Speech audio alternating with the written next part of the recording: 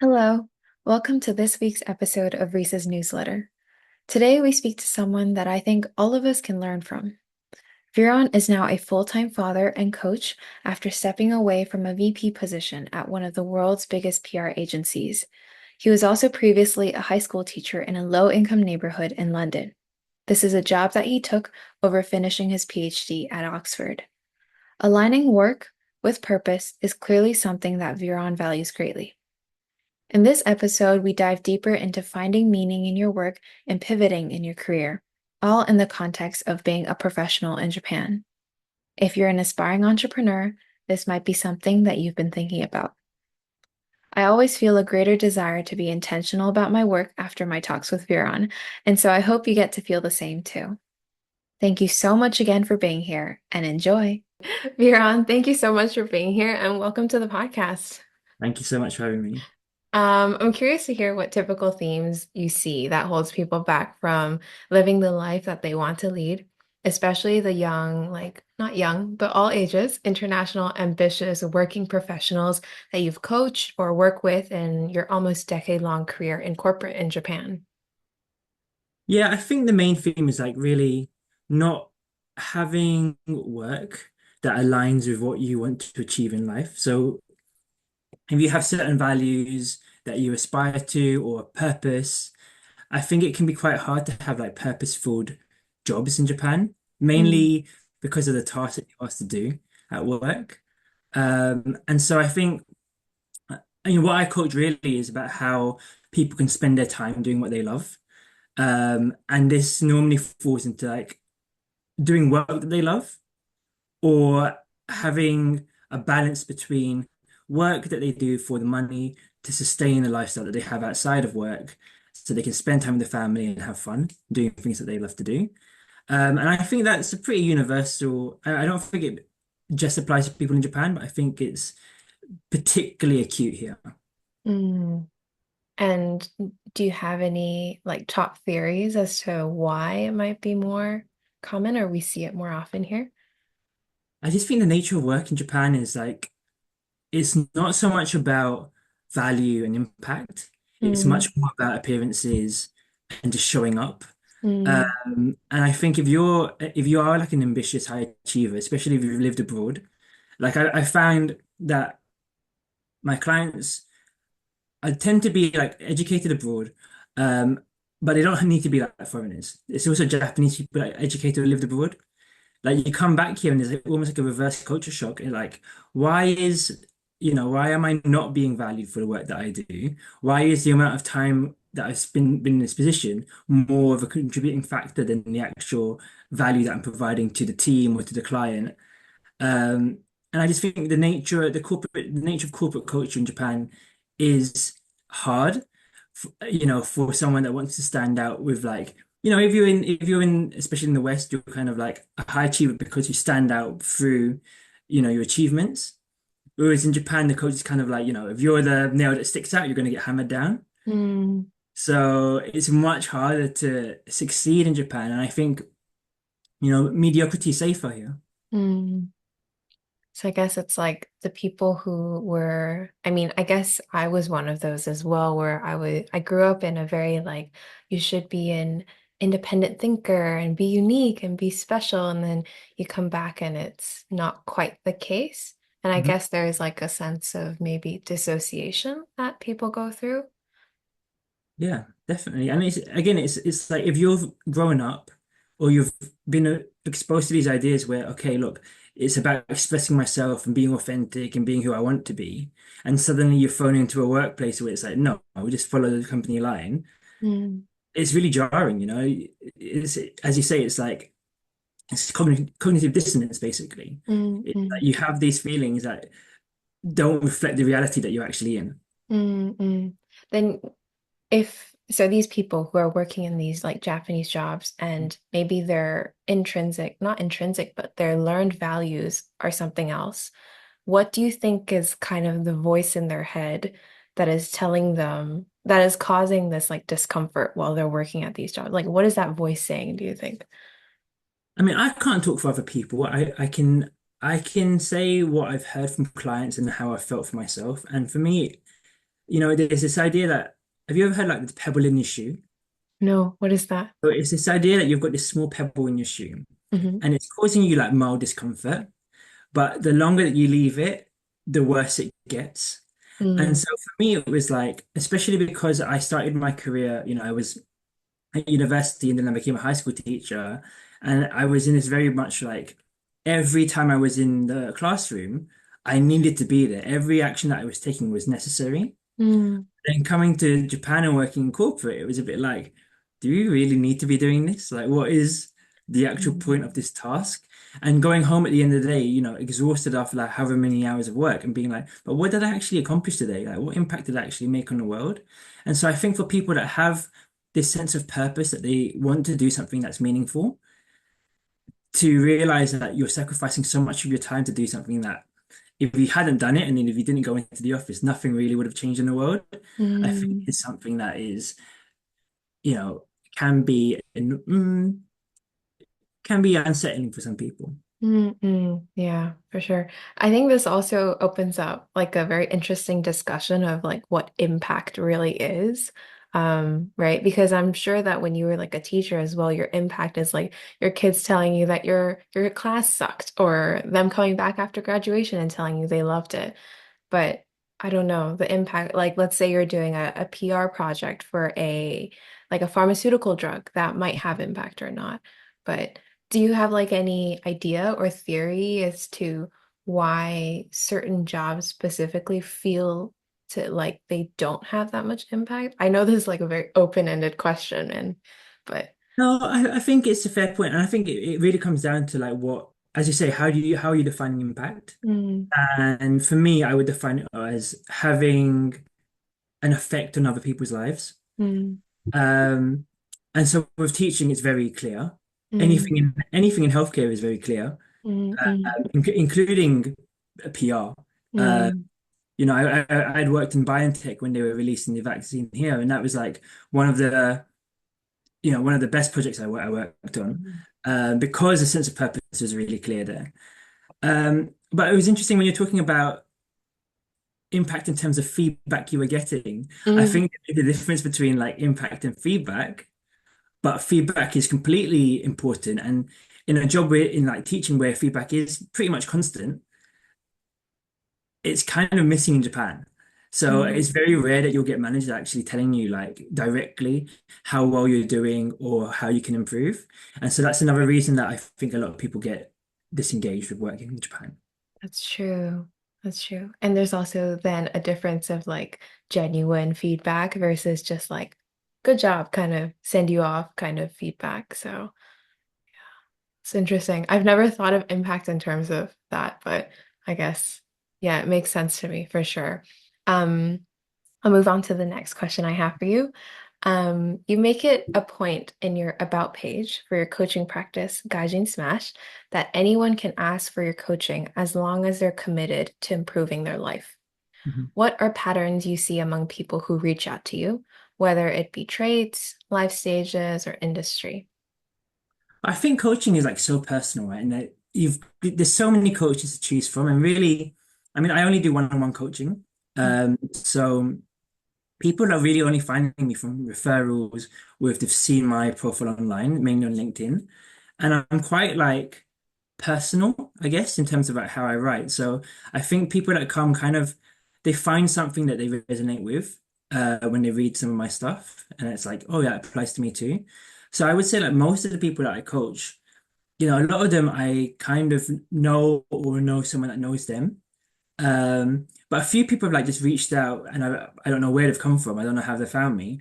But when Mm, we're talking, it's like our values are aligned. Like what we feel is important is the same. And I think recently that's been I mean most of my clients are like in their 30s or 40s. mm, And they tend to be parents as well. And so when we're talking about how to spend time and how to like balance life, it really means, balancing responsibilities at work and responsibilities at home mm, and communicating clearly at work and at home. Um, and so I think that's kind of the main like driver or demographic, I guess, that like kind of puts everyone in the same boat. And I mm, think the point about only coaching people that want who are sort of committed to self-progress.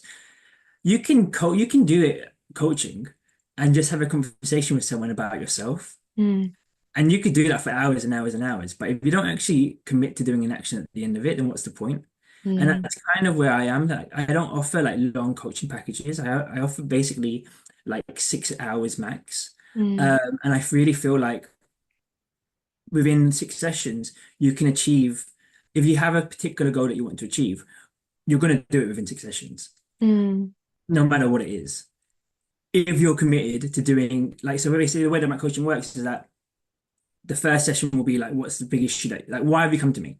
mm, It's the big issue that's like really like keeping you up at night. mhm, And then we kind of go through, I made this kind of like model um, where we kind of explore what's important to you, what would happen if you didn't change the way that you're doing things. But at the end of the conversation, we end with an action that you're going to take before we speak next. Or mhm, even if it's just one session, an action that you can walk away with. mhm, And this might be like a realization about yourself or something that you want to do in terms of like a specific like first step to get to mm, the big goal. mhm, But if you don't do that, and if you're not actually committed to doing that, you just wanted to talk about yourself, then mm. I'm not really interested in that. Mm-mm-mm. That's true. I think when you explained it to me as well, you want to make it like a very actionable, like there isn't like I mean, we just talked about impact, but you want to see like a difference and an effect, right? I'm also curious, like, what's the headspace that people are in when they come to you? Like, are they like, oh, my life's in shatters, nothing's making sense to me, or like what's kind of their state when they come to you usually? No, I wouldn't say that's that. It's I think everyone comes where they're like, I'm in a good place. I'm in a place that's good enough to like afford coaching, for example. Mm, I'm in a good place. I just want to be in a better place. mm, Or I really feel like there's a lot of room for optimization in terms of like how I live my life. I just don't know how to achieve that. mm, mm, And I do. I was talking to another coach recently, and I was saying like I actually don't coach people who are on medication for like antidepressants and stuff because I don't really feel that they're in like the right moment of time to make decisions. mm. Um, right now, I think they need to concentrate on getting better first. Mm-mm. And this coach made a Yeah, point. Like, it was I like, saw it on your about page. Yeah. yeah, and this coach made a point about being really careful about how I talk about mental health issues and not Mm, saying like I don't coach anyone with mental health issues because everyone has mental health issues, right? It's mental health is mental health. mm, You can be healthy or you can be unhealthy, but that's not the point I'm making. The point I'm making is very specifically if you're on medication and you need therapy, then that's where you need to focus your time right now. Your coaching come later. Like I mm, really don't believe that coaching is something that people need. I think it is a luxury, and I think mm, it's just like to get you to that really like that next stage of being like I am like really satisfied with my life right now. mm. I really like how you use the word optimization for this because it's usually used in the context of more like not I don't know if it's a hard skill or like technical things or more strategic things or more like projects at work, but yeah, you can definitely optimize like your self discovery journey as well and how you see yourself. And yeah, I feel like I want to keep that in mind, the concept of optimizing your vision of yourself as well and your values.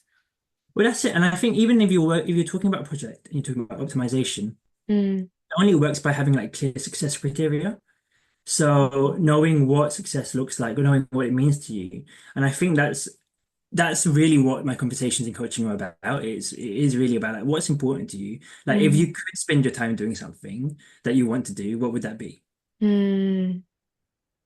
What's I don't want to like prod too much into your practice, but do you have like a typical first question that you ask people? Yeah, what do you want? Oh, really? You just like straight up ask like bro, what do you want? Like Yeah. Yeah, and but it's so interesting how many people can't verbalize that I answer. don't think I can.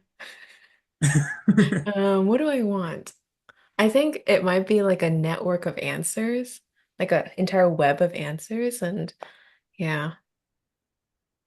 Yeah, I mean, I mean, it's not normally as like blasé as that, but it's basically a form of like, what do you want to achieve out of coaching?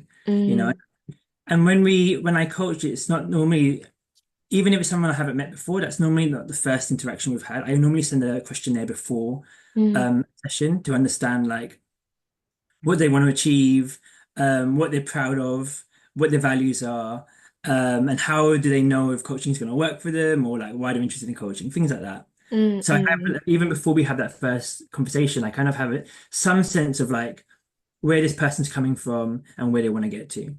I see, I see. Yeah, that's definitely probably helpful and like a bit of context as to how you're gonna ask questions and Yeah. yeah. Yeah, and I mean, my first session's always free. Mm, But I really, as I said, I really don't believe in wasting time. That's kind of like one of my big like pillars or big values. So mm, that first, rather than spending a first session like just talking about, oh, let's get to know each other, mm, I really just want to dive in. But that mm, first session is also, it's free. And mm, so we both, me and the client, have a chance to walk away from it if it doesn't feel like a right fit. mm, And mm, mm, and it again comes down to like feedback. So the client might tell me, yeah, this isn't good for me. But there have been times where like I've ended a call and I've just been like really drained. I mean, like that was like really hard to do, or I couldn't understand that person's way of thinking. mm, And I might decide like right now is not the best time for us to like coach with each mhm, other. So maybe I can introduce you to someone else, or I have to be able to make those decisions um, just based on the like almost like biomechanical feedback that I get after the call ends. Because if I have a good session, mm, I come out super energized. It's like going to the gym, It's like you're in it, and as soon as you're done, you just get this like wave of endorphins, being like, mhm, "That was freaking amazing." So, mhm, um, so yeah, it's very easy for me to sort of realize in that first call, without any like financial commitments at all. It's really just, is this going to be a good fit for us? mm, mm, And so mm. that's really important to me as well. Yeah, definitely. That first discovery call is always really important. I'd like to go on to the next question, which is, I'd love to learn more about how you've been able to make drastic path pivots in your life. I think you've made two big ones. One when you dropped out of a PhD program from Oxford to become a high school teacher in a low-income neighborhood in London, and another when you stepped away from a career as an executive in PR to take a year of paternity leave. How do you realize that a pivot is what you want, and how do you know where and how to pivot? Good question. Okay, I think it doesn't come suddenly. It's kind of it's basically Pebble in shoe syndrome. It's like there's something happening where it's like I'm not very happy with this, and Mm, then either escalates to a point where you can't take it anymore, or something happens and you're like, shit, this is my chance to like jump. mm, And so for me, it was I had my backstory is basically I grew up in East London in quite a poor neighborhood, and I was the first in my family and really one of the first people in my school to go to university. So mm, I got scholarships for uni. I didn't have to pay for it. And then I got to so I had been to like York. I got a year scholarship at California in Irvine, and then I was doing my master's at Oxford, and that was supposed to be a 4-year program where I would end with a PhD. And in that first year of Oxford, I was really like, I'm spending a lot of time like talking to people and reading things that I actually don't care about. Uh, mm, because I think for me at that time, it was like, oh, I'm just getting paid to learn and I love learning. Like, this is great. And there was just something in my mind that's like, I really feel like something's missing. mm, And for me, it was like spending a lot of time reading history books in the library mhm, and then going home at the end of the day and being like, didn't really talk to anyone today. mm, And I guess it also comes down, I should also like clarify, like, my mom has been a nurse for like 50 years and she's like 70 and she still works. And so like this idea of like service and having an impact on people's lives, I think was embedded in me. I didn't really realize that at the time when I was younger. But during that time at Oxford, I was really like, what is important to me? And I think it is like I need to do something. I still want to learn and I still want to be in education, but I don't think I want to be an academic. It just felt too like separate from like the real world. And so I applied for like for Teach First, which is like the British version of Teach for America. Mm, And like the big like my secret little skill there was I actually ended up teaching in like basically my hometown. So mm, I was teaching in a school where the kids already kind of like I knew cousins of the kids that I taught, and they had kind of known me by reputation, and they could see like you've been in our situation and you went to Oxford. Tell us, how to get there, and I could easily like explain to them like education is a key out of where you are now, it's going to open doors for you. So regardless of like whether you're interested in this topic or not, if you can get the grades, if you work hard now to get the grades, you'll have loads of options later. mm, And I think that idea of like having options has been quite important to me. So everything that I do is always kind of trying to keep an open mind and never feeling like I have to do this for the rest of my life. I've never felt like I had to do like one career forever.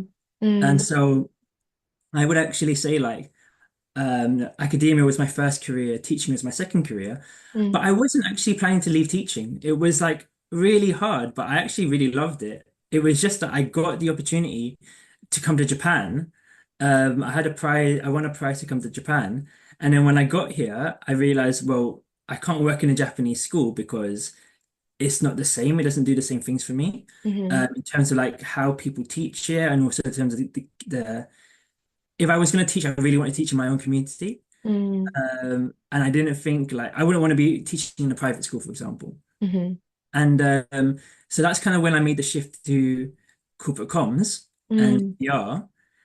And then, yeah, I think the pebble in your shoe, I probably had that for 8 years. Like I was doing a job because I got the job really luckily. Someone introduced me to someone that gave me a role, and then I was good at it, so I did it and I got promoted. And then it got to a point where it was like, I don't love it, but I'm good at it and I'm getting mm. paid well, so I'll just keep going.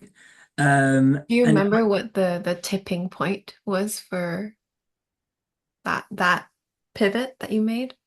to leaving, Yeah. becoming a dad. Yeah. So as soon as I had a son, it was like I took the year of paternity leave, Mm, and that whole year was like, this is great, spending time with, with my boy and with my wife, really enjoying like every day. Do mm, I really want to go back to like not loving what I do? Um, and I think, you know, eventually certain things happened and it was like, well, to backtrack a little bit, I still wanted to make an impact when I was consulting. So I had tried other things. I was volunteering with like Hands in Tokyo. I was a phone counselor for Pebble, which is like the suicide lifeline in Japan. mhm, Um, but there was things like weren't really filling the hole. And so during paternity leave, I started training to be a coach. mm, And then as I started doing that, I was like, actually, I really love this. And I had kind of already decided during paternity leave that at some point in the future, I would become a coach. mm, And it just worked out that when I went back to my old company, the situation was just like, now would actually be a good time to leave and mm. just go for it.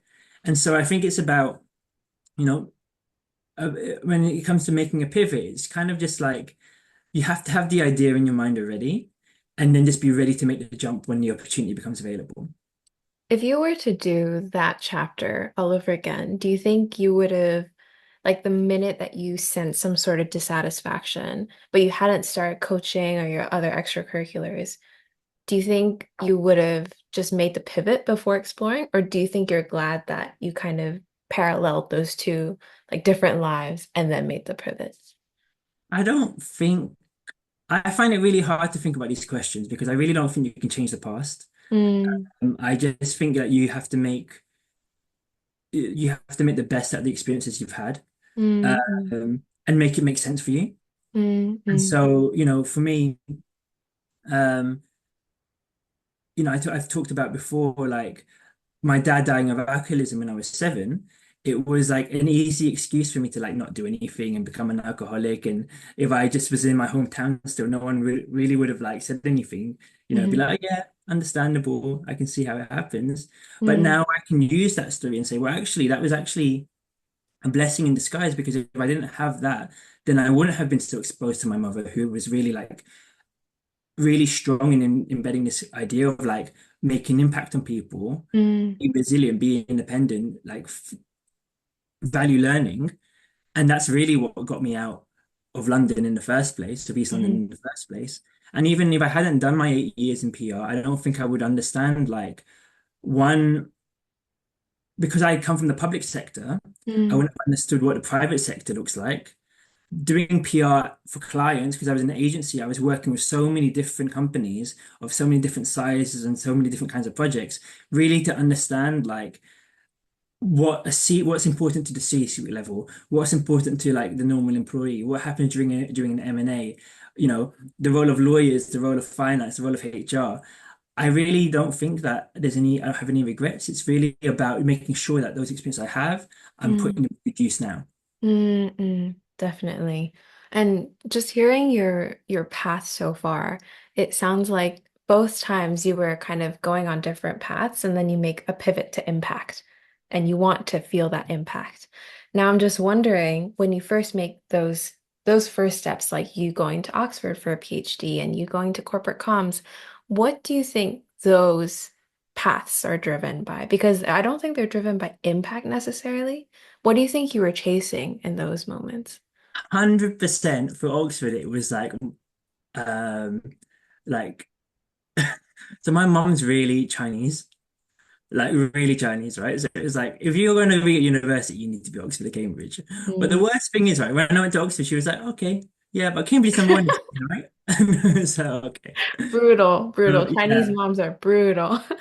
So I think definitely for that one, it was like chasing external like validation. Mm, Um, and the pivot to PR, it was really like I needed a job to be a mm, Brazilian fan, and I wanted something that I hadn't done before. And it was the first job that kind of fell in my lap. So yeah, I would say that those two things, you're right, they weren't really about impact, but at the same time, Oxford 100% has had like a huge impact on my life, because just of like the reputation that it has, that it kind of confers of you if you did go there. And even like, becoming a VP in a PR firm, that's also given me like added clout when I'm talking to other professionals. hmm So yeah, but it is interesting. I hadn't thought about how, because they weren't impact driven decisions, that's mm. probably why I didn't stick with them. Yeah, because I remember like the first time that we met up as well, and we were talking, and I was asking you kind of like why you dropped everything and did coaching and what you enjoy about coaching. You did say the word impact. Like from Yeah. that very moment, it just like kind of flowed out of your mouth, and I was like, okay, that's that's probably something that's important to veer on, is what I felt. Yeah, yeah. And it was really interesting because I started, you know, the first Meishi I ever had in Japan was an Olympic Meishi, because I actually, my first job here was at the Olympic Committee, and it Mm, was the old Olympic logo before like all that stuff. It yeah. was the one with, like the multicolored sakura. Yeah. It was like a beautiful Meishi, and I was really like proud to be like, and it said manager on it, even though I was like basically an intern. I was like really proud to be like, oh yes, I'm a manager at the Olympic Committee. And then when I became a PR consultant, handing out my Meishi then really felt like I work in PR. Like there Mm, wasn't really much passion in there. And then when I started coaching and talking about coaching, talking about being a coach, a lot of people said to me if they first met me, like, wow, you really seem to like love what you're doing. And I mm, think that for me was like a big realization, like, yeah, 100%, like that's what authenticity means to me. It's like I'm like my actions now and my personality now totally align with what's important to me. mm, And if what's important to me is like having an impact on people's lives and having the flexibility and the freedom to spend time on what I want to do. mm. Like, there's really nothing for me to complain about right now. So yeah, I think if I look happy, it's probably because I am happy. Wow. That's very inspiring for all of us, I'm very sure. I'll move on to the next question, which kind of relates to what we just talked about. But in your newsletter and your writings on LinkedIn, you've often credited being a high school teacher as one of the hardest jobs that you've ever done. Um, I'd love to ask why you say that. Oh, it's brutal. It's like, think about this is the easiest example to make. You can't go to the toilet. Oh, because You, there are no breaks? yeah, you're in the classroom, and you might have like a break in between lessons, but the kids are always like they always want to talk to you about something at the end. You'll get other kids coming in early. Even at lunch, they don't want to leave. So like I remember like the just when I went to like corporate, and it was like it's time to go to the toilet, and I can go whenever I want and how often I want. That was like for me a really Bathroom big privileges. realization. Yeah, exactly. Like yeah, not being a teacher is great. Um, but I think it was also about like, especially in the first year of teaching, it was like I was training to be a teacher while I was teaching. So I was doing a qualification at the same time. So there was like training, it was like learning, and then it was like lesson planning and marking books and dealing with behavior, calling parents, doing the admin and going to teacher meetings and staff meetings. There was so much to do.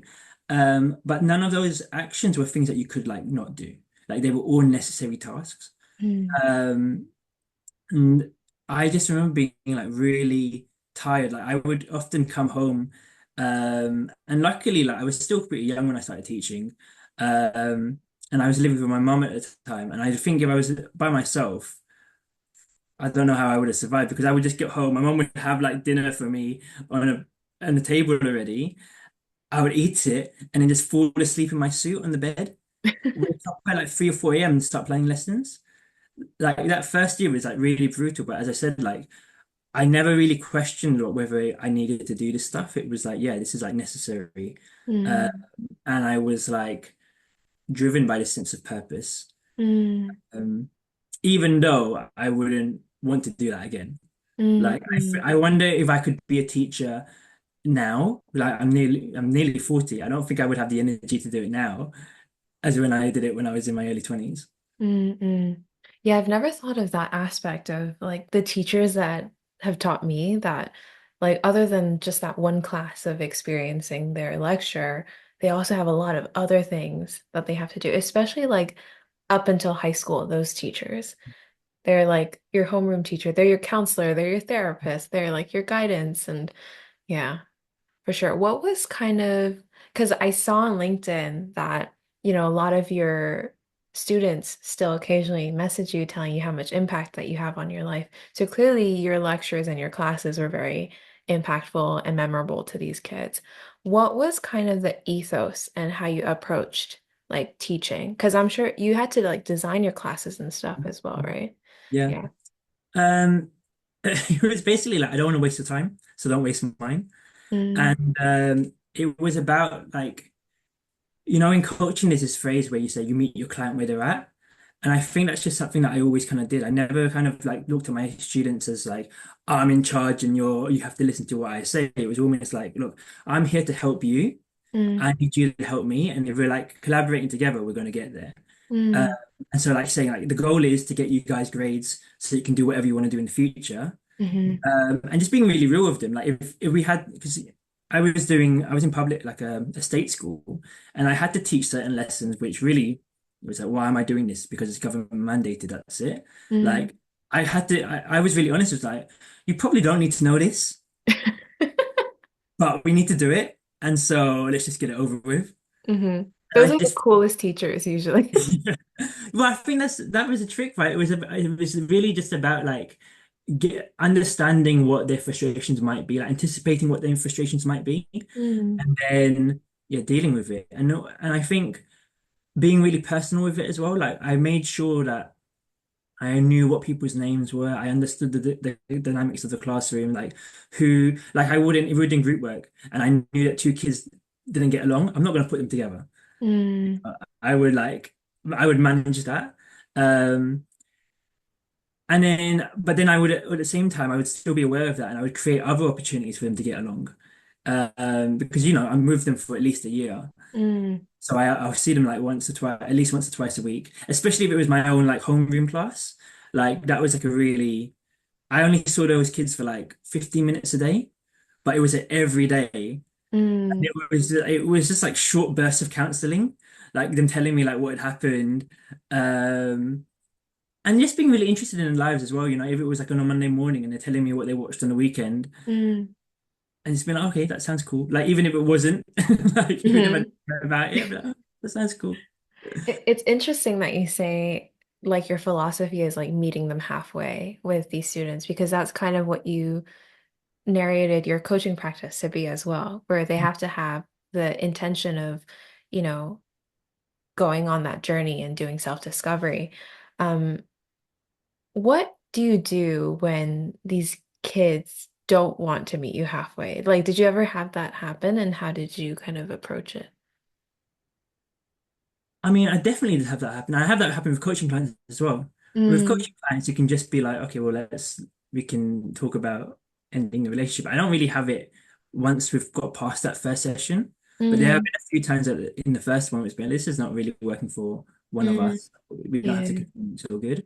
And I Because think, yeah, sorry, yeah, because I think it takes a bit of vulnerability and trust, and trust is not like a one-time, like quick thing that you can gain, as with being a teacher and, teaching students. So, I remember I had one student that really hated me. Um, but I don't know why she hated me, to be honest. I think it was because she had given up on herself and she didn't like the fact that I wasn't giving up on her. And she just kind of wanted me to leave her alone. And so mm, she would always do these things where she would like try and like undermine me in the lesson. And it didn't really bother me. Like at the end of the day, I would always say to them, I would have got my degree. I'm already out of here. So this is like, I don't really care. This is all for you. But I remember her being like really frustrated when like that class was actually my favorite class. Like I was really close to like all of the students in that class. So mm, whenever she would like try and undermine me, I didn't really have to do anything because the other students would like sort it out for me. And I remember like even when I left teaching, I talked about like getting messages from students. Um, like she sent me like a really horrible message at one point, and I mhm, just was thinking like, wow, I could understand that the frustration really wasn't about me. It was just I was the focus of it, but I wasn't the mm, cause of it. And so it was fine. mm, mm. Yeah, it's definitely probably hard to kind of disentangle those two though, because this is a class that you see every day and you see her every day. And if she's like kind of dissatisfied with the thing that you're just trying to do for them, yeah. But Yeah, it was a bit different. She was like 16 and it was a high school mm, class. So it was like I would only see her like once or twice a week. I mm, think if I had to see it every day, I think I would I'd be confident that I could have like helped change her mind more.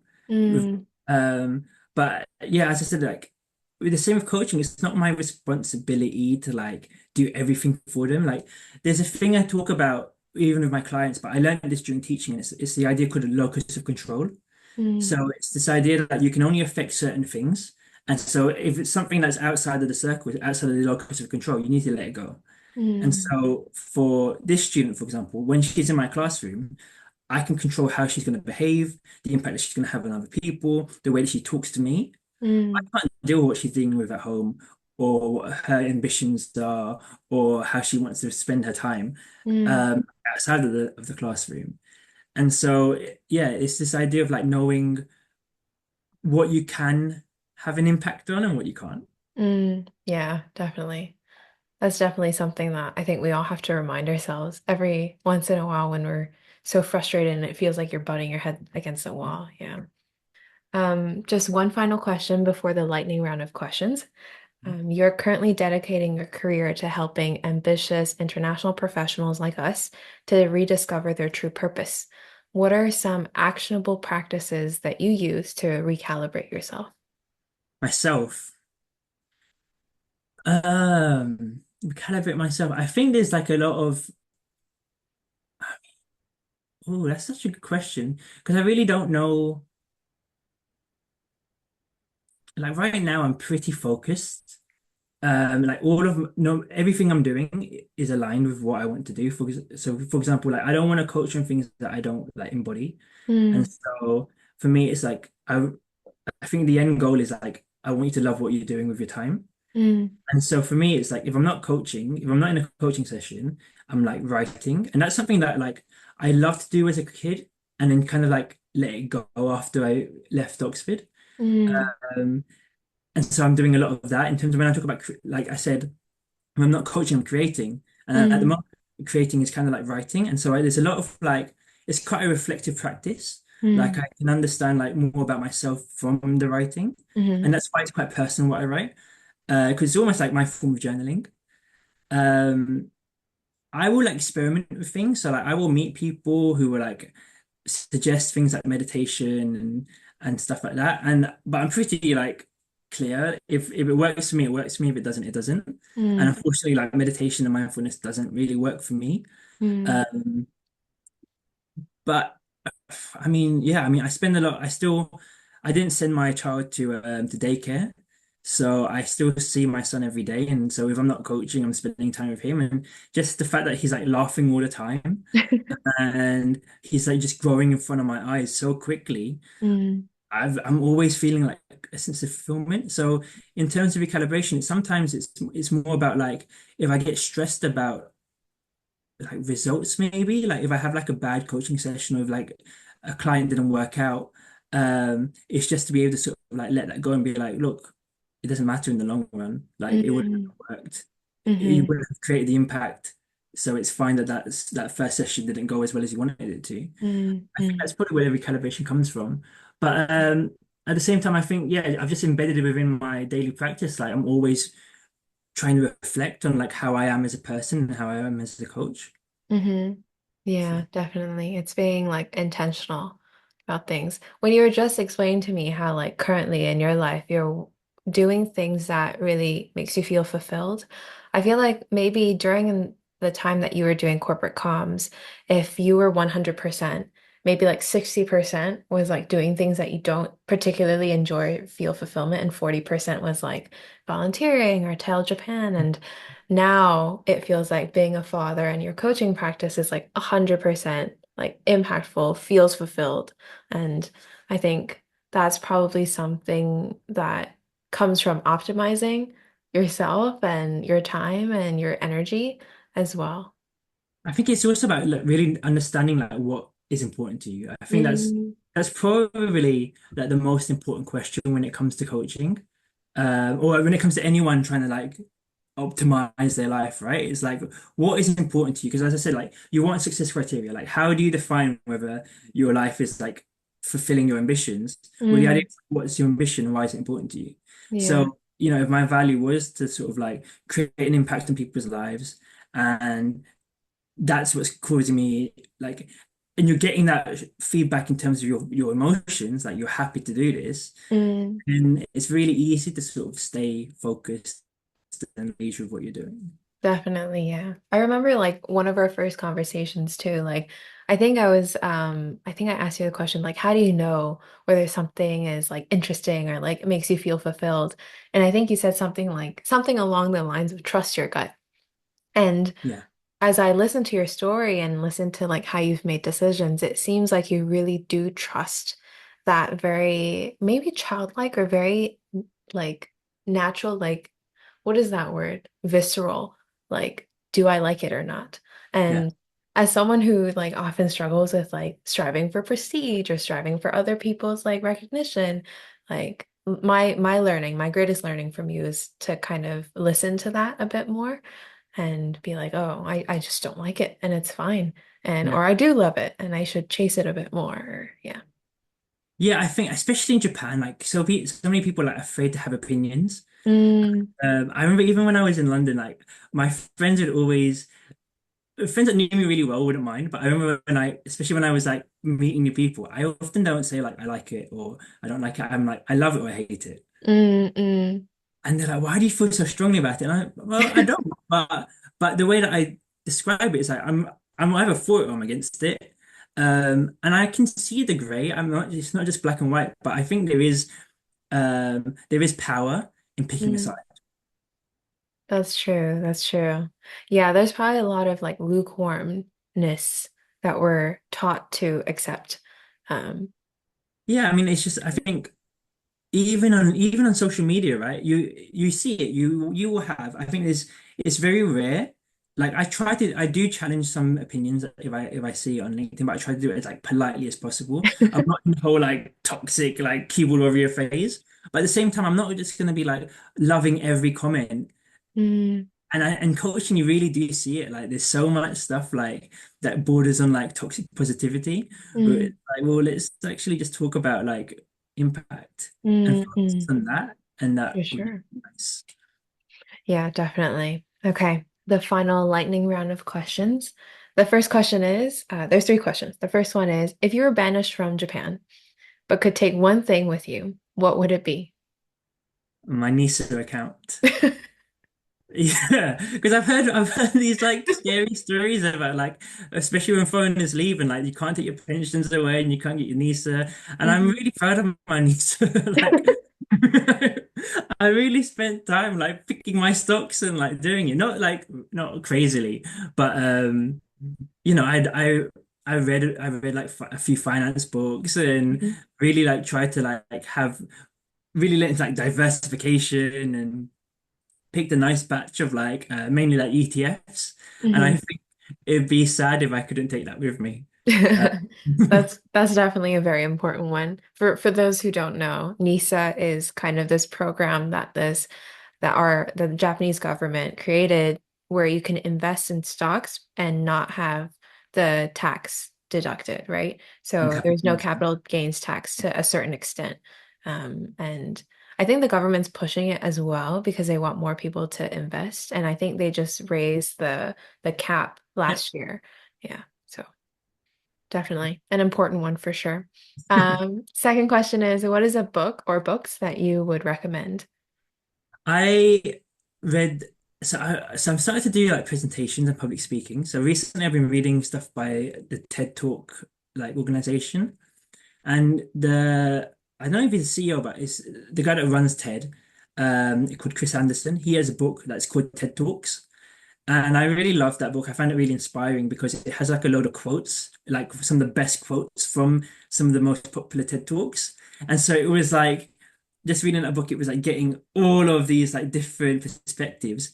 There's also like a TED Talk series of books. So they take certain speakers that went viral and they ask them to expand their ideas into like literally books. Mm, And there's one that I read recently, and I really loved it. It's called Why We Work, and it's by Barry Schwartz. And he's the guy that's famous for talking about the paradox of choice. So the mm, idea that if you have too many choices, actually that's not a good thing for you. It actually makes you more depressed. But he talks about the nature of work and the difference between having a job, having a career, and having purpose, basically. mm. And I really re resonated with everything that he wrote in that book, and I think that's definitely like informing the way that I'm writing about my code. Well, the way that I'm writing and the way that I am kind of like, uh, yeah, it's inspiring my writing and my coaching. That book, so I would recommend it to everyone. Why We Work by Barry Schwartz. Definitely. I feel like I enjoy that book. That's actually the content that you just explained is very interesting. I'll link these books down below. The final question is, what do you do when you need a push of courage? You only need to push your courage. In what context? Um, I mean, it could be the pivots that you make, or it could be like I saw a video of you jumping off the Macau Yeah, yeah. tower. What is that? The So Macau? that's the world's highest bungee jump. Mm. Um, I was like, that. This is definitely another thing where I did that in my 20s, and I would not do that in my 30s. But with that one, it was like I went to Macau just to do that. Like Oh. I don't gamble, so I literally just went to Macau to do that. That was the whole purpose of my trip. And so when I got to the top, it was really like, well, I'm here now. I can't do anything. But I said to the guy, I was like, I probably am not going to be able to jump, so just push me. And they were like, Um, oh, okay, okay, okay. So maybe the lesson is there. It's about getting help from other people, like not being afraid to ask for help. Like I think I've got like a really good support network, whether it's like friends and family. So maybe if I am making like a Yeah, I think that that is it actually. Like even when I started coaching, I sent a message to like five of my closest friends saying like I'm thinking about being a coach. Do you Mm, think I'd be a good coach? And they all sent me messages. And because of the types of friends I have and the friendships that I have with them, they were really honest. They're like, you can be super judgmental, but this could actually be a really good strength if you can like articulate. Um, and so yeah, I think there is if I'm really like not confident about something, it's about talking to someone that I trust. mm. Having that network around you to support you and encourage you. Yeah, which is basically what coach does. So that's a good segue That's into true. the advertising message there. That's true. So yeah, that's it. Thank you, Viran, so much for sharing your story. It's always a pleasure to speak to you and witness how intentional you are about your life and committed you are to helping those around you be intentional too. Just final two quick questions. How do people reach out to you? Just DM me on LinkedIn or go to my website, theguidance.com, and then Mhm. my email is like viran@theguidance.com. Okay, perfect. And the last one is, how can the audience be helpful to you? Or are you looking for a team member or anything at all? No, but if you know anyone, like first of all, like it'd be great if you could like follow my feed on LinkedIn because that's kind of where all my content goes. Mhm. And if it resonates with you or you think you know someone that it might resonate with, you can share it with them. And yeah, just feel free to reach out. Definitely, yeah. Even if you're not seeking for coaching, I think I really, really enjoy your writing and I recommend everyone go follow it as well. Thank you so much. And that means a lot to me coming from you because you are like the new queen of like LinkedIn content in No, Japan. thank you. Thank you. Thank you, Viran, so much again. And that's it for today's podcast. Thank you so much. Bye. Bye bye.